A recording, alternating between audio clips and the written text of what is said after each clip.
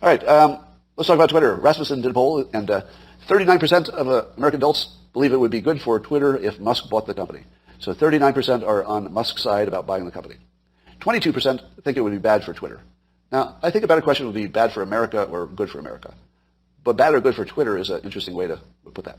All right. But 26% think it would not make much difference if the richest man in the world, whose intention is to change the lever that moves all of free speech, which is really the operating system for civilization, 26% think that that wouldn't make much difference. No. Only the most impactful entrepreneur of our lifetime, who's got a stated goal of really, really changing things and already has his teeth into it, 26% think that's not going to make much difference. I mean, how much difference could it make if Elon Musk owns the company? What has he ever done that surprised you, right? 26%. 26%. If we were to round that, it's about, carry the two, it's about 25%. 25% think Elon Musk wouldn't make much difference if he bought Twitter. For those of you who are just joining us, I always point out that 25% of people polled get every answer wrong. I don't know if it's the same 25%. I worry that it is. I'm concerned that it's always the same 25%, but I'd like to think it's a different 25% for each question. Well, so there's, as I tweeted cryptically, there's sort of an I am Spartacus thing happening right now. And if you know the reference from movie Spartacus, Spartacus was hiding among the slaves, and when the Romans were asking for the Spartacus to stand up because they didn't have facial recognition back then, so they couldn't tell who was Spartacus in this crowd of slaves. Somebody who was not Spartacus stood up to accept whatever punishment Spartacus would have. And they're like, okay, I guess if you say you're Spartacus, come here, we'll kill you. And then somebody else stood up. And then slowly, everybody stands up, and they're all Spartacus. So, it was kind of like famous movie scene. And I'm watching what I would call a subtle Spartacus movement, in which people who have tremendous influence in society, but they're not elected. It's just people whose opinions are going to move your opinion more than other people. They're starting to emerge. I told you that Naval has just sort of very subtly weighed in and said, of course we're going to fight over Twitter. Of course we're going to fight. He didn't say what side he's on, because he doesn't. He famously is not aligned left or right. But do you think he's against free speech? Do you? Do you think he's against free speech? I don't think so. But the most surprising one? Jack Dorsey. It wasn't surprising that the news says that Joe Rogan is strongly backing Musk for buying Twitter. You weren't surprised at that, but interesting that it's a major story, right? Because Joe Rogan's influence and credibility is now so big that the fact that he endorses somebody for a specific action is national news. I mean, who else does that? How about Bill Maher? Bill Maher is also pro-Musk in terms of buying Twitter.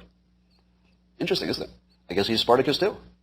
So, but the most interesting Spartacus is Jack Dorsey, who on Twitter, of all places, has now insulted Twitter's board of directors for their competency.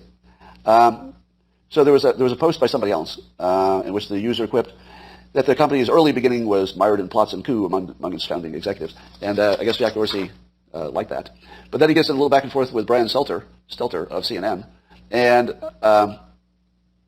he also talked about how CNN had faked a news report in Ferguson, and Jack Dorsey was there and watched it live. So he actually was there in person in Ferguson during the riot situation there, and watched CNN trying to incite some trouble to get it on camera.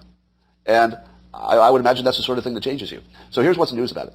First of all, to have Jack Dorsey publicly criticize the board of directors of Twitter as the problem with Twitter, and somebody asked him, are you allowed to do that? And he said succinctly, no.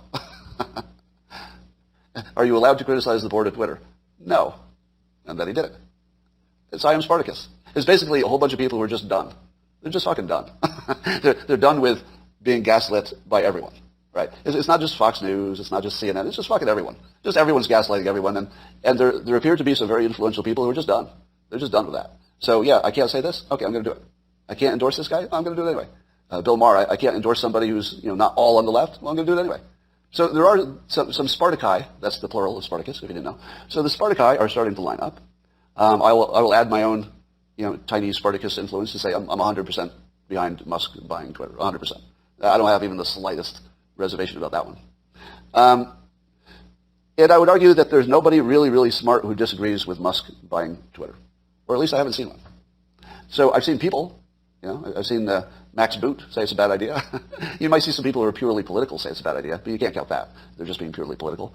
But just show me somebody who's sort of not famously political, an independent thinker with an IQ over 140. It's a pretty high bar.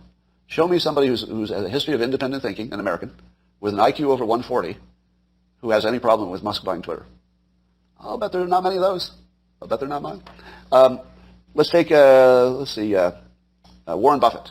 I haven't heard from him. I don't think he's made any comment, right? I'm not sure he will. But do you think Warren Buffett, who is very clearly in the Democrat realm, do you think that Warren Buffett, if asked, would say it's a bad idea for Musk to take over Twitter? I don't know. He might make some general statements about, billionaire control of the media or something, but I've got a feeling he would not be against that. I don't think anybody above a certain IQ with a history of independence, I'm not talking about somebody who's actually a politician, but people with a history of some independent thought, I don't think any of them are going to be on the other side. Could be wrong. We'll see.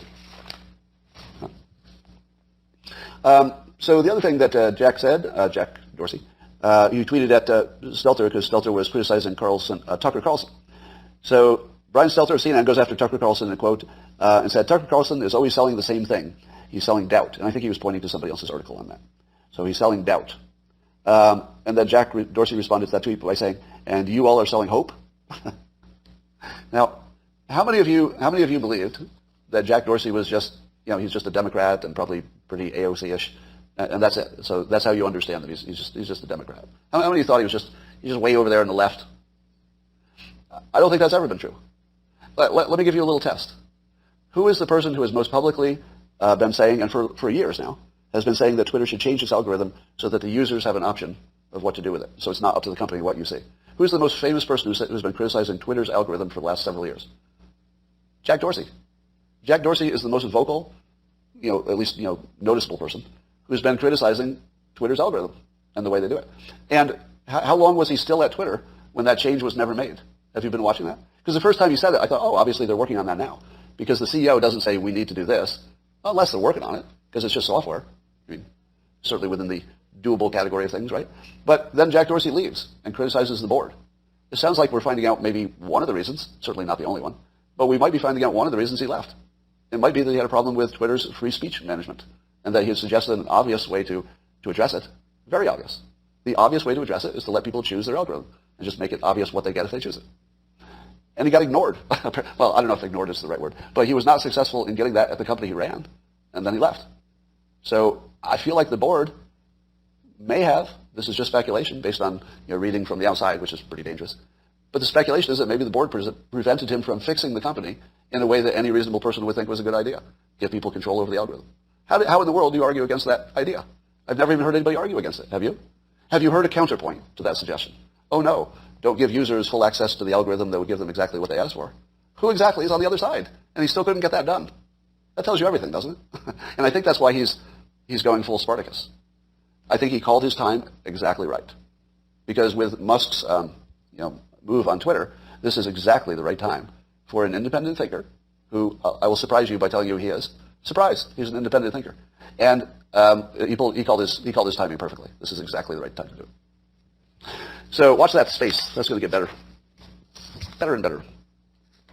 I love, as much as I don't like the Black MAGA meme, I suppose the people who are doing it probably just like the look of it. It's kind of awesome looking.